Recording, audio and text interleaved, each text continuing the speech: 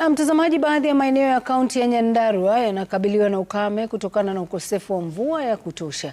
Katika wodi ya Kaimbaga, eneo bunge la Olkalau, wakazi wanaitaka serikali kuingilia kati na kukabiliana na ukame unaoendelea kushuhudiwa katika sehemu mbalimbali za eneo hilo kwa kuwapa chakula cha msaada.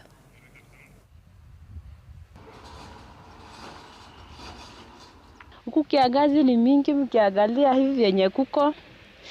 Na raundi hii season tulikuwa tumepanda mahindi na mahindi jawe, sio watu wote tumevuna mahindi. Especially huku jua mvua ikunyesha yani mingi sana vile tulikuwa tunatarajia. Na njaa ni shoti ni mingi. Juu sio sisi wote tuko na mahindi. Na tuko na shida kubwa sana njaa juu tulipanda mahindi ikaharibiwa na kiangazi. Kulikuwa na kiangazi, hata hii kamvua imenyesha imekutiria tu ile kwa bahati watu moja moja. Hapa kuko na njaa kubwa sana ya chakula. Juu hata sasa hata hapa kuko matanga, labda tunaenda mpaka Olkalau kununua chakula ndio watu wapate kitu cha kukula. Juu hapa mnaona kiangazi imezidi.